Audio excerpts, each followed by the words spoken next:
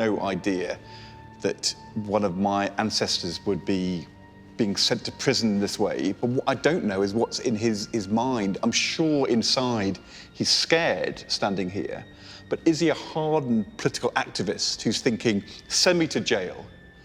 But he's defiant because this is his cause? Or is he just an ordinary farm labourer who was trying to defend his family and his livelihood from machines taking over, and suddenly he's thrown in prison for a year, and who's going to look after his kids and his wife? And it's a disaster. And is he standing here thinking, do to me what you will? Or is he thinking, what have I done?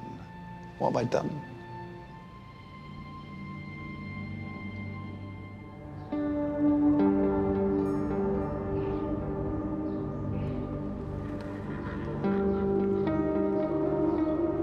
Swaffham Bridewell, where Christopher was sent, no longer exists.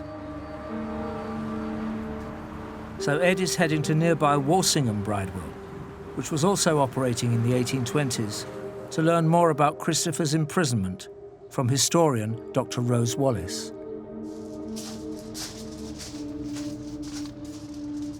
Hi there. Hi, Ed. Rose. Hi, nice to meet you. Good to see you too. Welcome to Walsingham Bridewell. Would you like to see some of the cells inside? Definitely, yeah. With trepidation. Gosh, it's dark. Yeah. Is that the cell?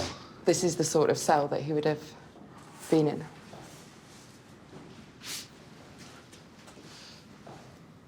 It's quite a small, claustrophobic space for one man to be locked up in. So you'd have more than one prisoner in a cell like this, up to 3. 3 people in here Yeah. for a year.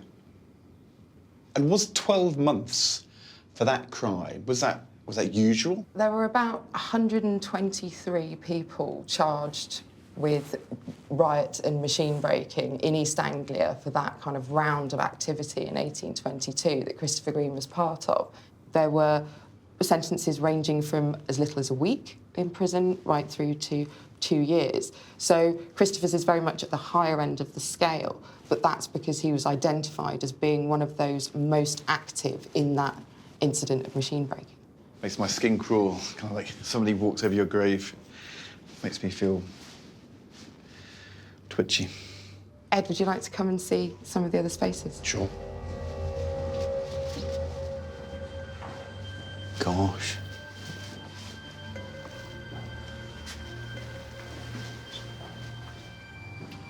Gets darker and darker. So what is this? So we think this was the solitary confinement punishment cell. So this would be a cell where you would be kept isolated as part of a punishment for misbehaving during your sentence. And it would be a dark cell, so you would have all light deprived from you. I thought the other cell was claustrophobic, but this is much worse. It's so... the walls kind of push you in, and at night especially would have been awful.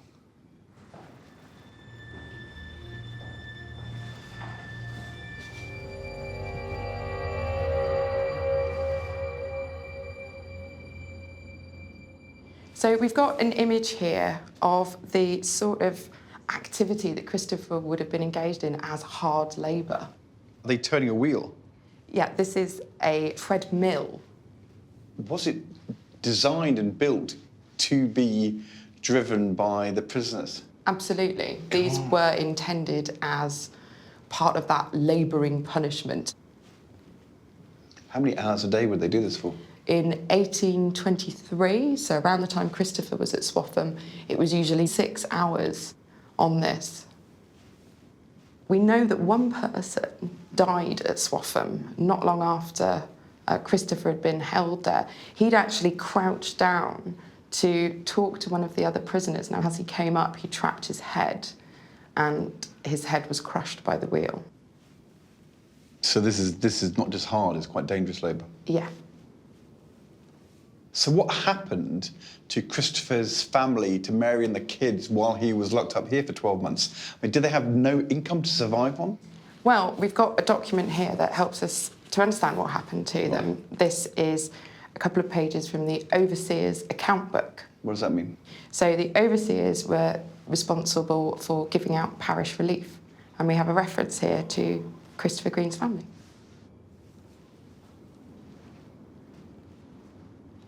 Here we are, here's a Green. It says 5 shillings to Green's wife lying in.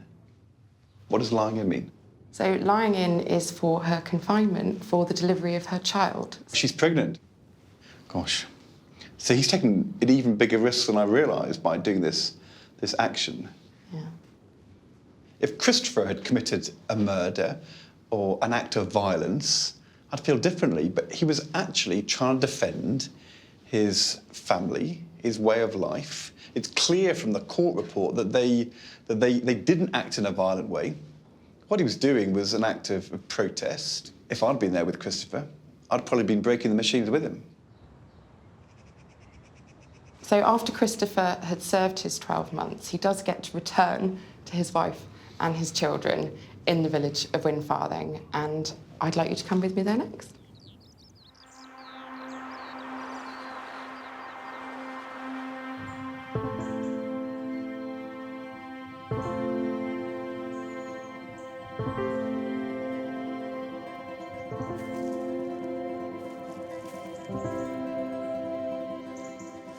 So, Ed, this is Winfarthing Lodge Farm, and we know that your 4 times great-grandfather, Christopher Green, was here. He was here? Yes. Did he work here?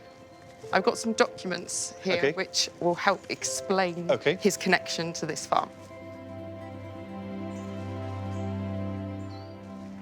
So, Ed, I'd like you to have a look at this document I found. It's a newspaper report from 1832. OK. On Friday last, before a bench of magistrates at Diss, Norfolk, just down the road, 3 men, inhabitants of Winfarthing, named Christopher Green, William Eben and Robert Hubbard, labourers, were charged on a suspicion of having set fire to the premises of the manor house called Winfarthing Lodge, that's where we are, by which act all the farming buildings were totally destroyed. The farmers would see him as a terrorist, wouldn't they? I mean, he's definitely a radical. Yes. So this one is another newspaper account which gives a bit more detail. So this is also 1832. Yeah. The late fire at Winfarthing. An act marked with such inveterate malice and diabolical cruelty, it was hardly possible to have thought any person in a Christian country could have been deliberately guilty of. 7 fine weaning calves were burnt to death by the falling in of the roof before they could be got out. And the young man who first set about removing the cattle assured us that he had been only 6 minutes later, because there's a cry from the cow in solidarity. 7 fat bullocks and other livestock would have fallen victims to the same horrid catastrophe. It's quite different from 10 years before. This is happening in 1832, which is just 2 years after the conclusion of the swing disturbances in 1830. Norfolk was one of the most disturbed counties in what was a huge phase of social protest by agricultural labourers across 20 different counties in England. And we see the destruction of threshing machines again. We see riots and protests about wage rates again. And that experience of poverty, somewhere like Norfolk, breaks down social relations to the point where we are in a sort of rural war. Yeah.